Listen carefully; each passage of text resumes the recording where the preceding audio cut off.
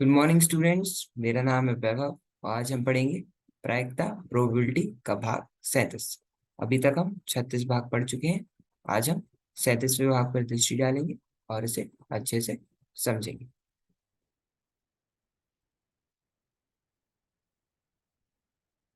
तो चलिए फिर बिना किसी देरी के हम शुरू करते हैं। तो आज हम पढ़ेंगे उदाहरण नंबर 36। पिछले भाग में हमने उदाहरण नंबर 35 पर दृष्टि डाली थी और इसे अच्छे से समझा था। आज हम उदाहरण नंबर 36 को अच्छे से समझेंगे, है ना। तो चलिए फिर हम बिना किसी देरी के आगे बढ़ते हैं।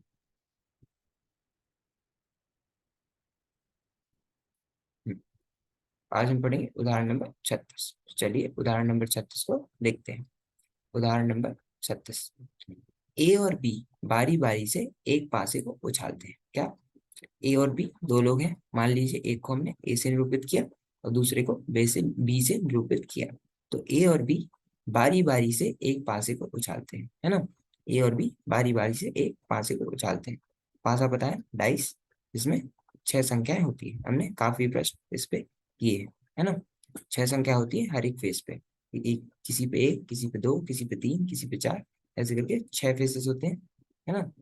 क्यूब होता है और उस पे 6, है ना, 6 फेसेस होते हैं। हर एक पे अलग अलग संख्या होती है 1 से 6 तक। ठीक है।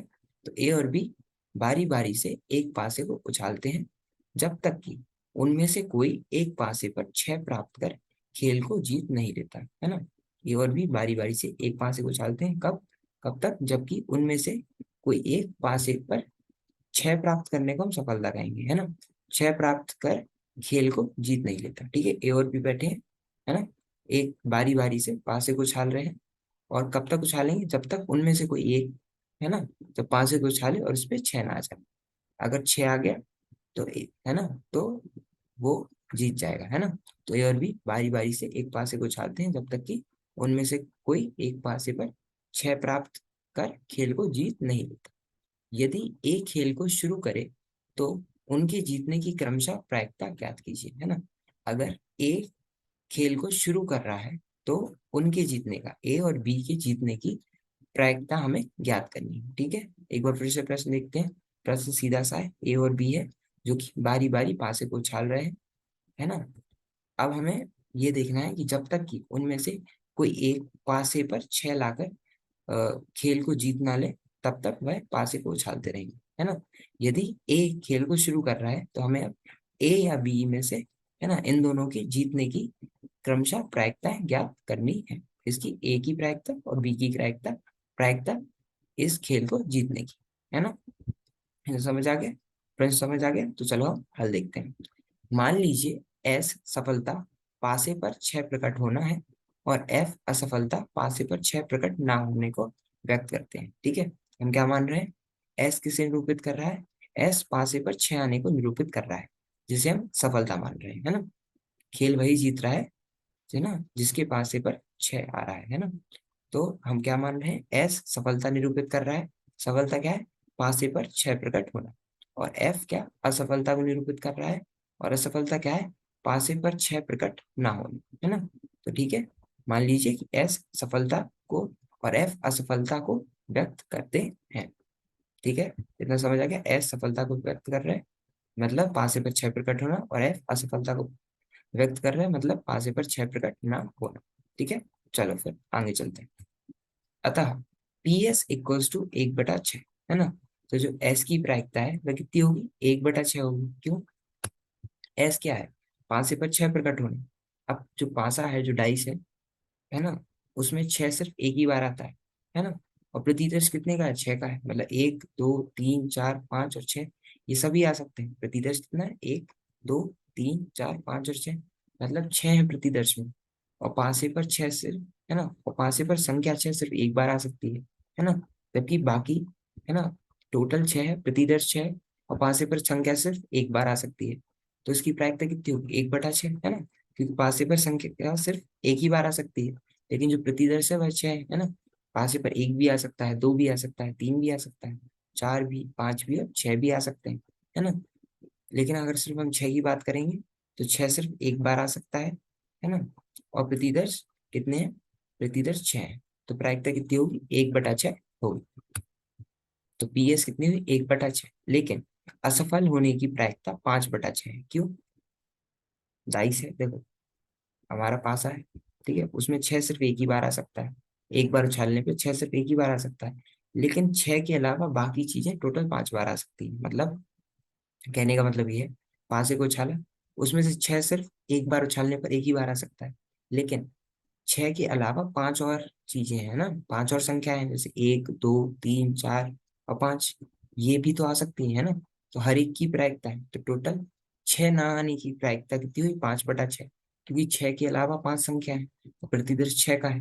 तो पी एफ मतलब असफलता की प्रायिकता कितनी होगी, 5/6 होगी। ठीक है, सफलता की प्रायिकता पी एस हुई 1/6, और असफलता की प्रायिकता पी एफ हुई 5/6। ठीक है, अब पी, ए के पहली उछाल में जीतना, है ना।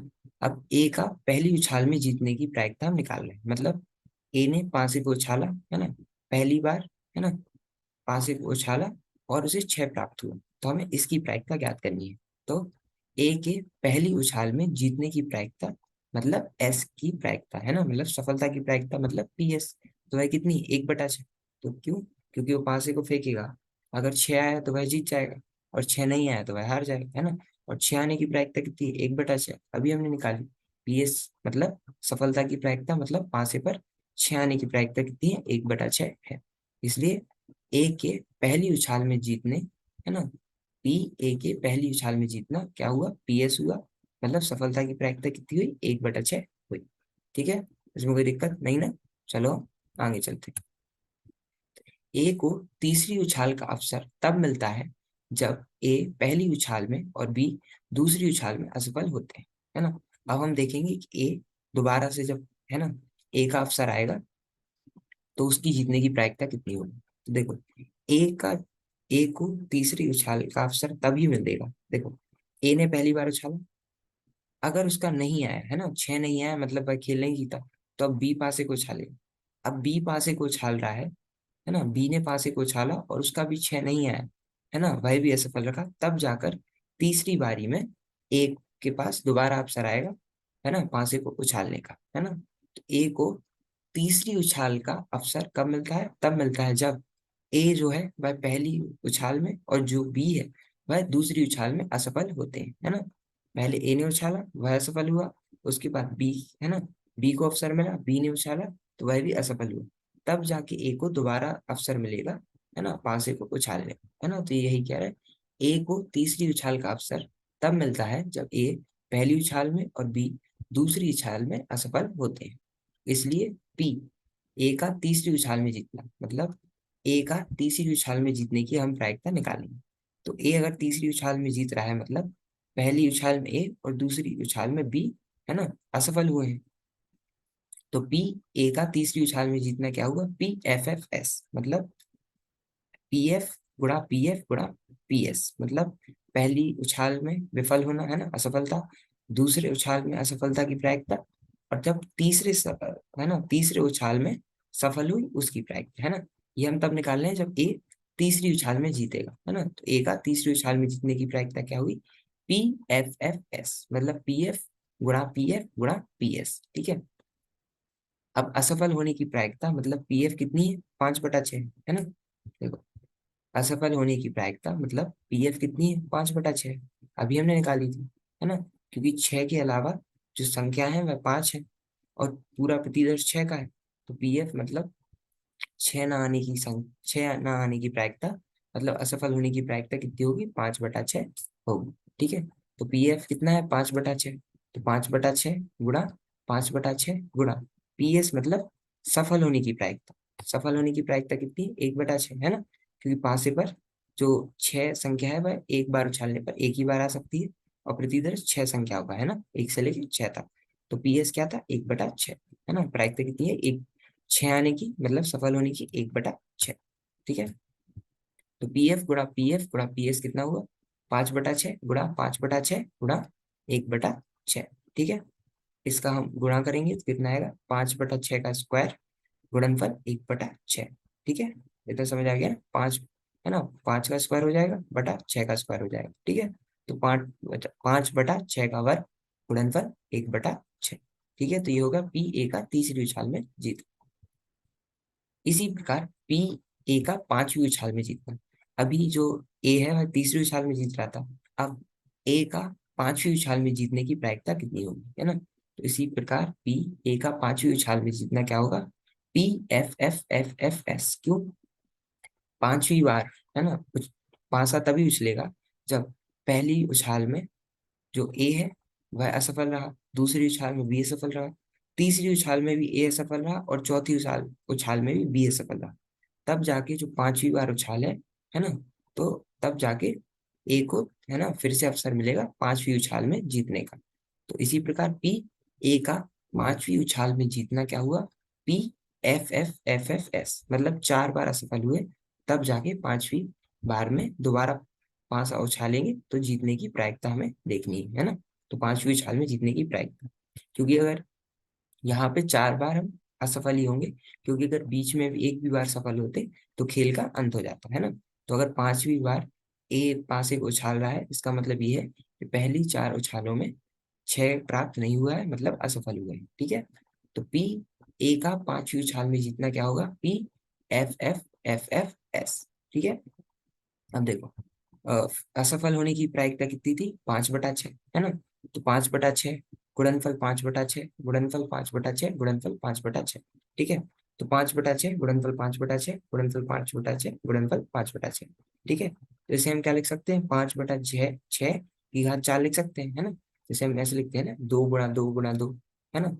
तो क्या होता है, 2 की घात 3 हो जाता है ना, 2 गुणा 2 गुणा 2 करेंगे तब भी 8 आएगा, और 2 की घात जो हम 3 करेंगे तब भी 8 आएगा। इसका मतलब क्या है, 2 की घात 3 और 2 गुणा 2 गुणा 2 बराबर होते हैं। ऐसे ही 5/6 गुणनफल 5/6 गुणनफल 5/6 गुणनफल 5/6, इसकी इसकी जगह हम 5/6 की घात 4 भी लिख सकते हैं, है ना। तो हो जाएगा 5/6 की घात 4 गुणनफल, सफलता की प्रायिकता कितनी है, 1/6, है ना। तो क्या हुआ, 5/6 की, है ना, घात 4 गुणनफल 1/6। इसी प्रकार अन्य अतः, है ना, अब हमें नहीं पता है कि ये जो ए है ना, वह किस उछाल में जीत रहा है। ठीक है, तो हम इसे ए के जीतने की प्रायिकता सीधा ऐसे देखेंगे, 1/6, है ना। पहली बार में जीते, अगर दूसरी बार में जीते तो 5/6 की घात 2 गुणनफल 1/6 प्लस, है ना, अगर पांचवी बार में जीते तो 5/6 की घात 4 गुणनफल 1/6 प्लस। अब है ना, किस उछाल में जीत रहा है ये हमें नहीं पता, इसलिए प्लस डैश डैश डैश। ठीक है, तो ये हो गया ए के जीतने की पूरी प्रायिकता। ठीक है, अब चलिए हम इसका देखते हैं। देखो, अब ये क्या है, पूरा योग में है, लेकिन हमें ए के जीतने की प्रायिकता चाहिए। और अगर आप इसे गौर से देखो तो ये जीपी सीरीज है। कैसे, इन दोनों के बीच में जो अंतर है ना, जो आर है, देखो ये पढ़ा था ना, यदि A R square plus dash dash dash A R N minus one plus हो, जहाँ पे आर जो है वो अगर, है ना, 1 से कम है, तब इस अनंत श्रेणी का योग A/1 - R होता है ना। क्या होता है, A/1 - R। तो इस अनंत श्रेणी को भी हम A/1 - R के रूप में लिखेंगे। तो ए मतलब, है ना, ए मतलब पहली संख्या, यहाँ पे पहली संख्या क्या है, 1/6 है। ठीक है, तो ए की जगह 1/6 आ जाएगा, बटा एक में से आर को घटाना है, तो ये 1 - R कितना है। अब देखो आर क्या होगा, आर हम ऐसे देखेंगे, इस इसको भाग दे देंगे इससे, या फिर तीसरी वाली संख्या को इससे। तो अगर हम इसको इससे भाग देंगे तो 1/6 से 1/6 कट जाएगा, है ना। तो आर कितना आएगा, 5/6 की घात 2 हमारा आर आएगा। क्या किया हमने, आर क्या है, रेशियो है 2/1 या फिर 3/2 का, है ना। ऐसे ऐसे मतलब जो आगे आगे इस श्रेणी में जो आगे आगे जो संख्या आ रही है ना, जैसे 3 है, 3 का भाग अगर हम 2 से दे देंगे तो जो भाग में जो संख्या आएगी वह हमारा आर होगा, या फिर 2 का भाग हम 1 से दे देंगे तो जो संख्या आएगी वह हमारा आर होगा। तो और ये हमेशा एक सी आती है। ठीक है, कि अगर 3 का भाग हम 2 से देंगे या 2 का भाग हम एक से देंगे, है ना, तो दोनों में ही जो संख्या आएगी वह एक ही आएगी। तो आर एक ही होता है पूरी श्रेणी का। ठीक है, तो मान लीजिए हम 2 का भाग देंगे 1 से, तो 5/6 की घात 2 गुणनफल 1/6 बटा 1/6। तो 1/6 से 1/6 घट जाएगा, तो हमारे आर क्या आएगा, 5/6 की घात 2, है ना, मतलब 25/36, है ना। 5 का वर्ग 25 और 6 का वर्ग 36, है ना। तो आर क्या है, 25/36। तो ये अनंत श्रेणी का योग क्या होगा, 1/6/1 - 25/36 है ना। इसे हम हल करेंगे तो हमारा उत्तर आएगा 6/11। तो ये है ए के जीतने की प्रायिकता कितनी है, 6/11। अब हम बी के जीतने की प्रायिकता निकालेंगे। तो हमें आप पता है कि दोनों प्रायिकताओं का जो योग होता है वह 1 के बराबर होता है। तो अगर ए के जीतने की प्रायिकता 6/11 है, तो बी के जीतने की प्रायिकता 1 - 6/11 होगी, है ना। 6/11 होगी, मतलब एक में से हम जब 6/11 को घटा देंगे तो हमें बी के जीतने की प्रायिकता मिल जाएगी। तो पी, बी जीतना इक्वल्स टू 1 - पी, ए जीतना इक्वल्स टू 1 - 6/11 गिव्स, है ना, 5/11, है ना। एक में से हमने 6/11 को घटाया तो हमारा उत्तर आया 5/11। तो ए के जीतने की प्रायिकता है 6/11 और बी के जीतने की प्रायिकता है 5/11। और ये श्रेणी है ना, ये टिप्पणी में ये दिया हुआ था कि यदि a + ar + ar² करके कोई अनंत श्रेणी हो और जो r है वह 1 से कम हो, तब इस अनंत श्रेणी का योग a/1 - r से हम कर सकते हैं। ठीक है, तो आज के लिए हम इतना ही रखते हैं। आज हमने उदाहरण नंबर 36 पर दृष्टि डाली और इसे अच्छे से समझा। बाकी अगले भाग में हम उदाहरण नंबर 37 को अच्छे से समझेंगे, है ना। तो आज के लिए हम इतना ही रखते हैं। बाकी धन्यवाद, थैंक यू। मिलते हैं अगले भाग में।